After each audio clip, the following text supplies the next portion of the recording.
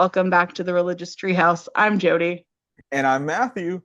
How are you doing today, Matthew? I'm doing so good. Like something about the weather just clicked, and now it's like cool out. It's like in the 70s for some reason, and I'm living for it. I know it's going to get hot again before long, but right now I'm doing so good. How are you doing? Someone made me watch a silent French film from the 1900s, Yeah, and I don't know much about silent French films, so I'm feeling very off guard. You want to talk about modern day film? Fine. Great.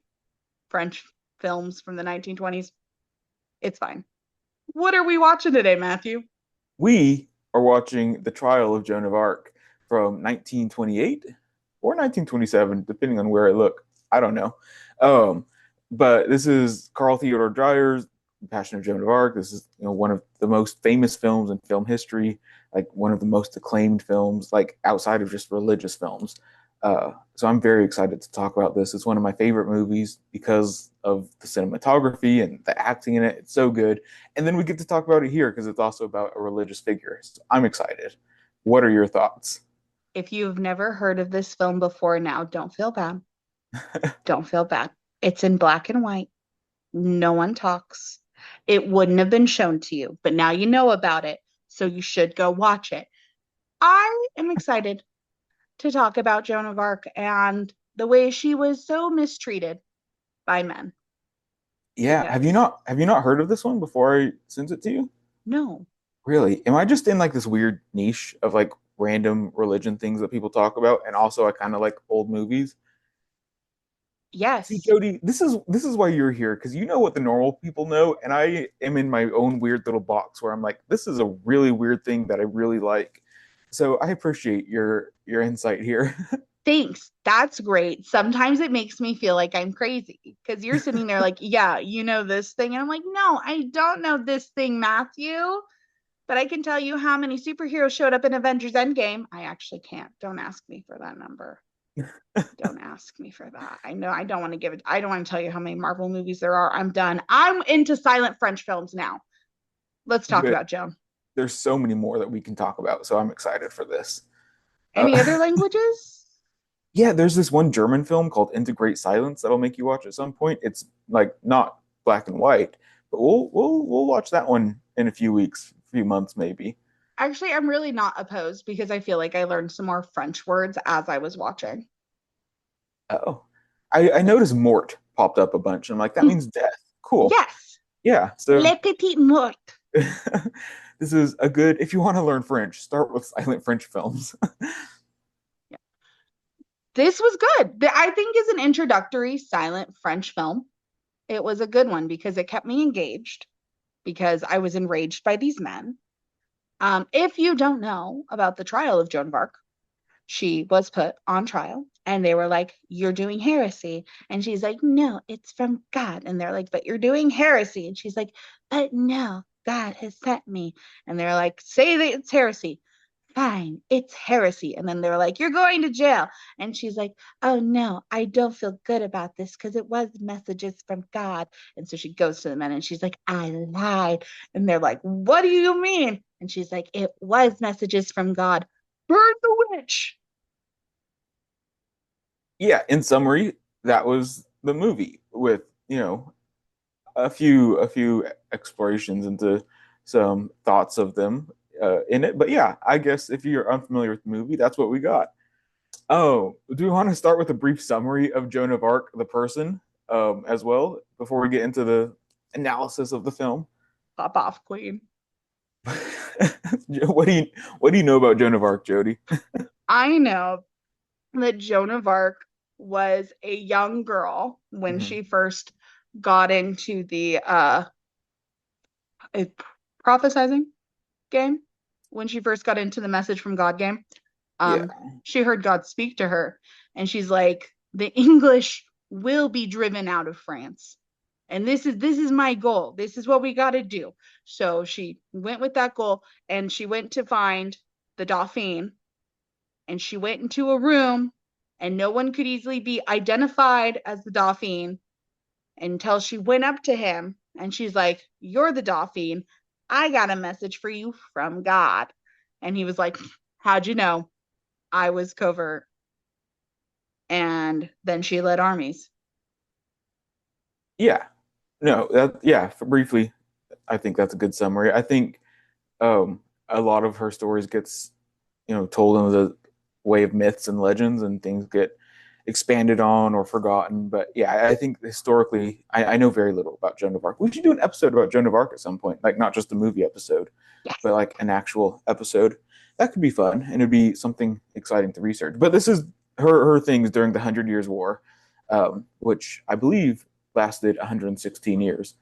But she is this peasant girl around 12 or 13. She starts seeing visions and hearing voices from God and saints and angels and stuff like that. And she comes to the conclusion that, like, hey, in order to win this war for France, like I need to do something about it. And she's very excited. She's going to see the king's coronation. She's going to get the king's coronation, and it's all going to be good. And she's like, hey, what if I lead this revolt? What if I lead this army? And the French are out of ideas at this point, and they say, I guess if we've got nothing else we can do, go help out that guy. I forget exactly what battle it was, but she shows up. And depending on what scholar you ask, they'll either say she's this master military leader, she has these great plans, she knows all these things, or she was like, hey, we've got a bunch of new men here that aren't tired and hungry and starving. What if we just attack now? And the people she was with were like, okay, yeah, sounds good. So they attack now and they win the fight, and she gets like raised up as this French hero, until a few other attacks later happen down the years, and they lose those, and she eventually gets captured and sold off to the English, where the English were very upset with Joan of Arc for being this French national hero. Decide like the one way they can reduce the French morale and stuff is to shut down Joan of Arc and prove that she's a heretic, prove that she's no good, prove that she's a liar. So they put her on trial, have this very public trial to show that she's not this real messenger of God. And that's where we get this movie, her trial and then her death. So a woman followed her intuition until it led her wrong, and then they were like, "You're useless to us. Peace Yeah, out, A Town." yeah. And Okay. then, and then, 30 years later, the Catholic Church was like, hey, maybe we were wrong. My bad. And then in like 1920, the Catholic Church was like, I think she was a saint. So she gets sainthood in the early 1900s. How convenient. Yeah, which How I mean makes sense why this movie would come out in 1928. Like she's back in the press again. She's known, and this French national figure again. Um, it makes sense that this movie would come out about her at this time. Just after she was writing, so thoroughly disrespected. yeah. But yeah, I think she's a fascinating story. She's known for wearing men's clothing, uh, which was a big no-no back then. Wearing chainmail and like wanting to be addressed as if she was a knight. So, very notable figure used in a lot of feminist um, conversations. So yeah, I think she's a fascinating figure. We definitely should do an episode about her at some point. But yeah, we'll talk about this movie. How else did they expect her to go into battle if Right. not in pants? Sure. It was the circumstances. Also, she was a prisoner of war when she was with the English. You're not putting Mm, on a skirt when you're a prisoner of war. Mm-mm. Not going to sure. catch me in a skirt. Not even around holy men. No, I'm wearing pants. Right. Yeah, and as we've seen in the movie, these men weren't to be trusted. Yeah, sure they do. Sure. Okay, yeah, let's talk about the movie. Yeah, so I think, and you may disagree with me here, but I think one of the most notable things of this film were the cinematography, the shots. I think famously, anecdotally, like they spent a whole lot of money on the movie on like the set, and they had this big extensive set, but we hardly see any of it. Like most of the movie is just close-up shots of her face, or the judges' faces, and her face often crying or in agony or having some sort of large emotion, while the judges and stuff are looking down menacingly and very scarily. So I think that's one of the most unique and well done aspects of this movie that this movie is so famous for. I don't disagree with you, but I think our reasons for enjoying this are different, but they go hand in hand Mhm. because the cinematography would not have worked if the actors didn't act their tuchuses off Right. and they didn't properly convey those emotions. So I think we both appreciated the same thing just for different reasons. Right. Yeah. Because they acted their tushies off, and I gotta say seems very hard to do with a silent film. Mhm. I do have some issues with the direction they chose Joan's character to go, but Mhm. we can talk about that later. But no, it was like you felt each of the moments because of the way they had the camera angled and directed, and Yeah. you knew which way to look and which way we were turning. And Yeah, like there were very few establishing shots. We didn't really know where we were, but we mhm, know who was talking to who and what the conversations were going. Anytime we looked at the judges and stuff, it was often, looking up at them as they're looking down at us very menacingly, mhm, while our shots at Joan famously are like either head on or kind of looking downward at her as she looks up, yeah. with her huge eyes, uh, which I think were, I don't know, I think that's like emblematic of this film. You can't think of the Passion of Joan of Arc without thinking of her huge eyes the whole Was time. was she known to have huge eyes? I mean, I she was only in maybe one other film. Like this is like the only film she was really in. I think she was like a stage actor for the most Okay. part. Um, I don't know how she got this film or why, but Oh no, I meant Joan of Arc. Was Joan of Arc oh, known for having not that I know of. But I think the artistic choice and her expressive eyes were fantastic choice. expressive is a stretch. Okay. I don't feel they expressed more than one emotion. Sure. I feel the entire time they were staring into my soul in not a good way. I don't know. I felt the wide-eyed wonder. I don't know if it was supposed to come across as fear or what. I don't know. Something about it was unsettling. Maybe it was supposed to be unsettling. Yeah, I think it was unsettling because she's in a very unsettling position. I think she's supposed to be in this position, like clearly afraid, like clearly that's her number one emotion happening.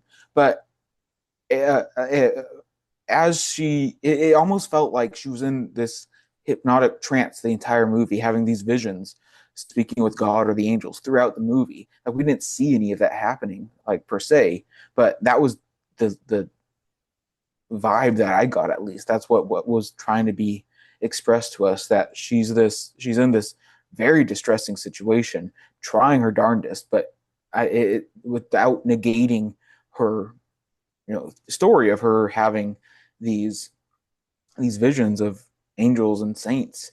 But I think you could also look at it the same way as her in some sort of manic episode of, like, you could look at this as a skeptic or like on her side saying, oh, she's envisioning the saints and gods and stuff and having her visions, or she's in this manic episode and she's not to be trusted. I think this movie maybe unintentionally does a good job at allowing the viewer to implant their own ideas of who she is, Mm, and that's okay. done, in my eyes through her eyes.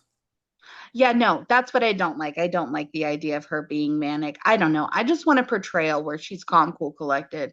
And when she gives up, it's because like there's no other way. She's just trying to save her own skin. And then she Mm, comes to her conclusion because I just really this movie cemented to me. I was like, I don't know how I feel about men in religious leadership roles because they looked at her and they were like, it's the devil, because they could not seem to fathom in their brains how this God that they supposedly had such a tight relationship, such a mm, close, righteous relationship, could commune with this poor French girl. And mm, they like made it seem like her perspective just it was the ruling power oppressing a smaller voice. And then they wanted to blame the devil. And I'm yeah. like, oh, sure, we'll blame the devil, but not ourselves for trying to conquer France. Like, we'll look Mm, at everything else, but inner reflection was very much what these men were giving me. They were abusing their power. I don't understand how they can sit there, be men of God, and be so sure this is what God wants, and you're doing the devil's work. And I think that's what Dreyer was trying to do. I think that was the critique he was trying to make. Okay. I think that's why in England it was criticized so heavily because they're saying they're looking at the English judges and saying, "Oh, these are bad people doing bad things," not understanding that this is a saint, a future saint. I think this was a critique of the religious leadership in England, and I think the censors in England, when this came out, said, "No, no, this is bad. We can't have this." Good, good, good. I think Okay. you're on the same page with the director, at least in my opinion. Well, I think we're on the same page about everything but the wide eyes. I don't know. It felt a little infantilized to be like, oh my goodness. Like looking at these men like, oh yes, they're supposed to be the religious leaders. I should listen. Well, okay, then that we are on the same page. It just upsets me. He got Mhm. his point across. I'm there. Because she's looking at them like, because they are religious leaders, and she knows to a certain extent that she should respect them, but at the same time, she knows they're wrong Mhm. because she has her own communication. Yeah, yeah. So I think that there's there's a lot happening. I don't think she's looking at them necessarily like longing after them, like in a way of like deep respect. I think she's in like deep fear. I don't think the big eyes are representing respect per se. After the letter is specifically the time Mhm. I was calling to, and when she was signing her name on the affidavit. Right when so In those two instances, you're in talking those two about instances, I think I'm more reflecting on. the time where they had a fake letter from her king Mm-hmm. that they Yeah. read to her, and then the time where she signed that said Mm-hmm. she was lying. Mm-hmm. Okay. What It felt where like she was looking for a little bit of a direction, like she was starting okay. to question her own Right. Well, thoughts. because I mean, I think at those 2 points, she had the thought that, okay, maybe I'm not going to die. Yeah, I Yeah. think those two. But no, this was good. Yeah. What I else think, should I have paid attention to? um, I think it was interesting that Carl Dreyer was a Danish filmmaker who wasn't Catholic. Um, having, a Danish non-Catholic make a film about the patron saint of France, I think is very interesting. And I think I really enjoyed that kind of, I mean, there's certainly a very biased look at it. We're very definitely looking at this in a very biased fashion. But instead of making a hagiography or something along those lines, what we had was, this artistic expression of the last, 24 hours of her life per se. Um, that I don't think we would have gotten from a devout Catholic film or perhaps even a French film, Yeah. where because like we're looking at this religious figure, but like there weren't any explicit mentions of French nationalism or callings of joining the Catholic faith, and I think I fear that if we had a very devout Catholic French filmmaker, we might get one or two of those things. Oh yeah. Oh yeah. No, I think the direction they went was the best direction they could because he was able to a little bit more objectively look at this trial Mm, and what went down. And yeah, there's some biased opinion on that with the English men were yeah. not being fair to the French woman. But it's also it's important to find filmmakers who will look at this perspective from the underdog, and Mm, it's not to rewrite history, but it's to give people a different perspective on history, because when you only look at history through one lens, which would have been the Englishman's lens, if they had only looked at it through theirs, she would have never been sainted. But right. because they took the time to look through her perspective, they're like, oh yeah, guess she is a saint. Whoopsie daisy. Yeah, I mean, like, I think I could be wrong here, but I think she was the only saint to be killed by the Catholic Church, like of all the saints. So I think that's a very interesting position for her to hold in Catholicism because Mm, because Catholics can't put her as a martyr because if she's a martyr, she would be a martyr by the Catholic Church. So her sainthood is attributed to I think a handful of miracles she supposedly uh, performed, as opposed to being a martyr. But I think she's a very fascinating case, and to be deemed a martyr in the 1900s after she lived in the 1400s, like obviously sainthoods happen years Yeah. and hundreds of years after the case a lot of the time. But I think it's very interesting that she became a saint, 500 years after her death. So, yes, she is a saint, but she is not a martyr. Correct. Yeah. Um, that's weird. I don't know. I think they should just fess up, accept it, martyr her. Martyr and saint. Give her both, two for one. Right. Joan went through it. She was only 19 when she died. Yeah. I think that's the other thing that gets me as someone who was a 19-year-old girl. And like I understand, like I do think there was a deep fear that she had, but also with everything she had done, there was a deep defiance. Mhm. And I hate I would like to see a portrayal where that shows in the last 24 hours of her life. That bravery, and because there's she seems like such a deep character and Yeah. a person to understand. I think we saw some of that in here. Like let's look at her clothing. Like she was adamant that she would wear her men's clothing. And I think that reflects reality as well as this movie, where she was defiantly wearing men's clothing, even though that was one of the crimes that she was being committed of, because a woman couldn't wear men's clothing, vice versa. And that being one of her standing points that she was so adamant about, I think was fairly defiant of her. And for her to be questioned about it, what was her response? Her response was that she'll take off her men's clothing like when The English are driven out of France. yeah, when the English are driven out of France. I think that was very defiant of her and very fascinating. No, that was defiant, but I meant more in like the her expression, not just in her words. Mm, Like more of a harder set to her. Like they just continue to make her very, very soft. And I'm not saying there shouldn't be any softness to her. right. But I think there was more of a steely nerve to go through what she went through, which was to go through battles, multiple battles, live Mm, amongst men. That's going to have an effect on the way someone reacts to things. And I just I don't feel I totally got that. I think we're on the same page. I honestly just I have a specific portrayal of Joan in my head that I would like to see completed. sure. When we finally get our money to do our musicals, we will be doing a Joan of Arc musical in addition to your what was the musical we're doing for you? Oh, the it's like Yeah. episode 17. Why Yeah, can't I think of its name? I can't think of it either. It's Oh, Leon Festinger. yes. Um, I can't think of what. Invasion of the Body Snatchers. No. um, well, it's Festinger. Why can't I think of what his book was called or what the religious group he Leon worked with? The Seekers. Fest.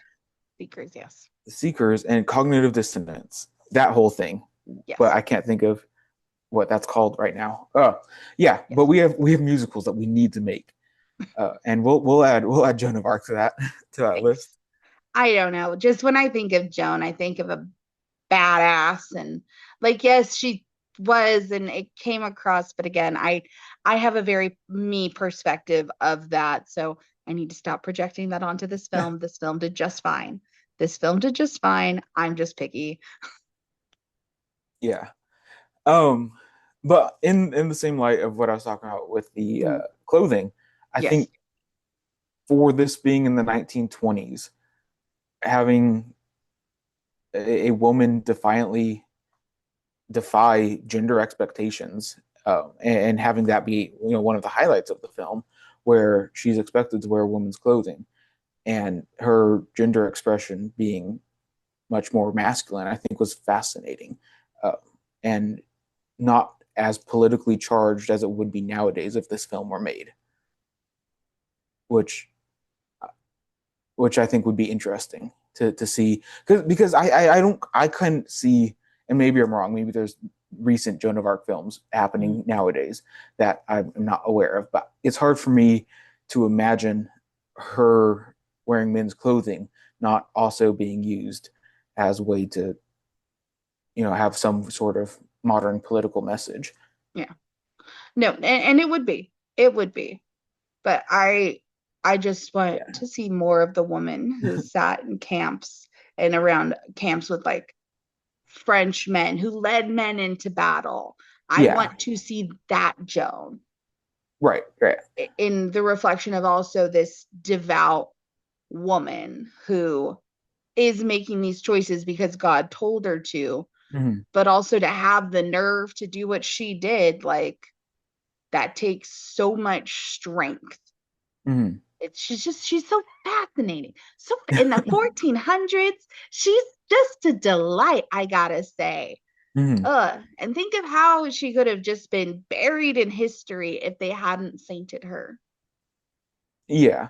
Well, I mean, I think she was still somewhat notable because Yeah. she was on the king's good side once the Mhm. king won. Like, I think if the French lost, Yeah. she would be lost in history. Yeah. But because the king was like, actually, the Catholics killed her because she was a Mhm. heretic, but she was actually supporting me this whole time.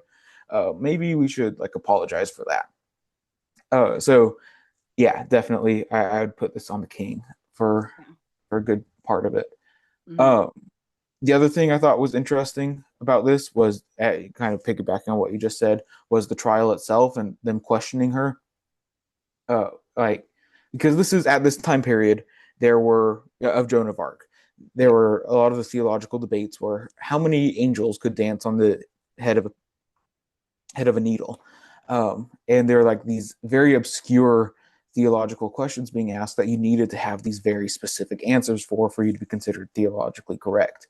Yeah. And one of the things that she often did would explain the visions that she had of Jesus and these saints and explain what they looked like and what they sounded like. But at this time, it was thought that these visions were very ethereal and not formed, personhoods. So by her answering these questions in ways that weren't theologically correct, uh, that caused a lot of concern as well. That and we kind of saw that in the movie as well as her answering the questions. Some very mundane, some rather specific, like mundane, like who taught you the Lord's Prayer? My mother and stuff like that. Yeah. Which I'm so glad that they included the mundane human aspects of this, and they didn't just try to make her this extra worldly figure, which I know some people have tried to do. Yeah. No, because the mundane is important. I mean, she lost her mother at a young age, I believe. Mm. Yes. And then she was raised with nuns. I have no idea. No, I know. I just, yes, the human things are important. But she is also just ethereal, man. She is Joan of Arc. She is, she defied logic and reason and got burned at the stake, like so many witches. Yeah. Like the fact that she had the death of a witch is crazy to me. But I mean, it makes sense. Anyone who was spiritually different, gotta burn them. Yeah, and that was a way to really deter, having theological differences, like to have a public death be so fiery and painful. Mm. I mean, I think let's talk about that scene now. I think, I mean, it's the most action filled scene for sure, as we see her body engulfed in flames, and there's the riots happening outside with all of the people watching in. Uh, One of the film shots, like it kind of swings down, and like we see everything upside down for a second. I thought that was a great shot Mm. for the time period, uh, specifically. So I like the chaos of that scene Yeah.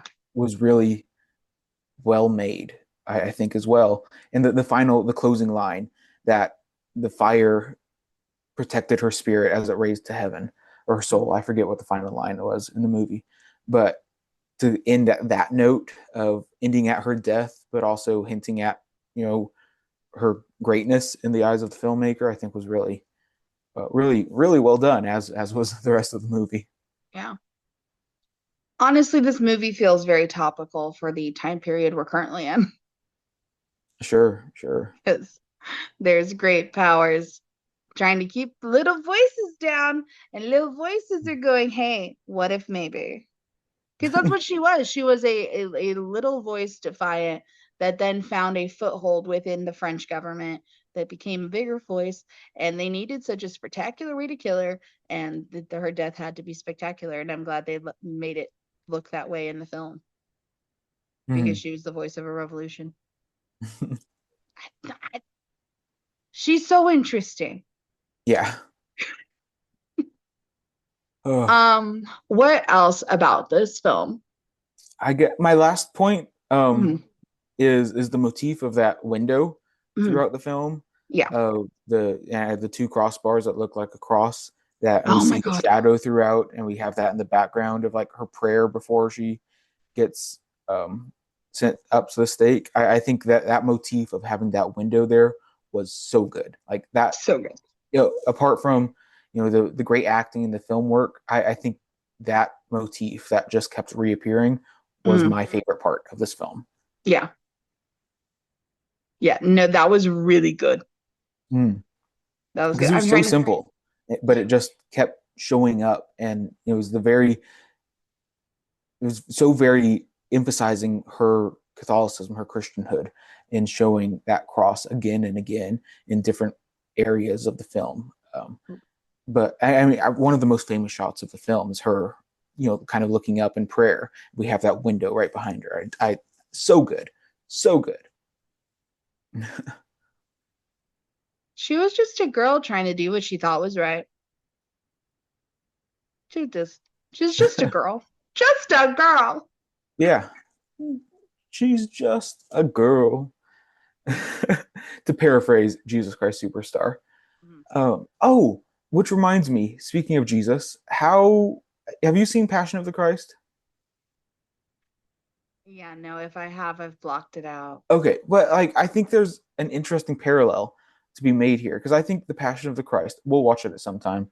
Mhm. It's I'm sure we'll review it at some point, but they're essentially very, very similar movies where the Passion of the Christ, Mel Gibson, I don't, it's we'll talk about that later, where he is kind of looking at Jesus's last 24 hours or so, and it's about his torture and trial and death. And I think a lot of critics outside of like you know evangelical or Catholic Christians looking at that film, like evangelicals and Catholics love that film, but a lot of other critics look at the film and absolutely hate it for a variety of reasons. That's not the case with this one, where like on paper it's very similar, where we have the last 24 hours of her life and her torture and her trial and her death. It seems very, very similar to me in how like the passion of Joan of Arc is compared to the passion of Jesus. And we look at these two films, at least I do, and I really, really like the passion of Joan of Arc. But there's something about the passion of Christ, that film, that doesn't sit right. And I think I don't know why, I can't put my finger on what's off and different about them, but I do think there's a perhaps intentional similarity between them. Mel Gibson. But yeah, I mean, That's the unsettling thing. that's the unsettling thing for sure. But they That's are in theme, I suppose, quite similar. yeah. Yeah, and like it'd be interesting to know like if there was some inspiration drawn from Mhm. one onto the other Right. because the passion of blank. I mean, I see how you could get to that title, but maybe there should be a whole series. What other religious figures should we see the last 24 hours of? Yeah, I'm sure there's plenty out there that are interesting, The passion of but I blank, don't know. I think they're already making a sequel to The Passion of the Christ, so let's not give any other ideas. the passion of John the Baptist, the passion of Judas, the passion of blank. Yeah. It could be I mean, anything you want. yeah, I guess Jesus Christ Superstar could be seen as The Passion of Judas. Oh, so good. Adam Lambert. Uh, It oh, was okay. phenomenal. Oh, okay. I do have one final thought. Yeah. The use of the devil. Hmm. We need to do an episode on the devil. When Hmm. did the idea of the devil start come about? Because in this film, it was seemed to be used as a really good excuse Yeah. for like why she was doing what she was doing as a way for these English religious leaders to justify her death. Yeah. Like they just kept throwing the devil at her. Yeah, and it's an easy out. Like, oh, you're either from God or the devil, and there's no in between. And if there's no in between, you really want to convince people that you're on the side of God. Like saying something is of the devil feels like a cop out to not reflect and take accountability upon the evils taking place within your system. Sure. Yeah. So that's what I have to say. Um, no, really, the Englishmen getting a lot of hate today. Uh, So yeah, do you think this was a religious film or a film about religion? ugh, it depicted religion. It was not religious. It Hmm. depicted, I think, if they had let Joan pray more, it could have been religious. But no, I think depict. What do you think? I lean more towards religious film on this one instead of depicting Really? religion. I think there's something inviting about it. Um, Okay.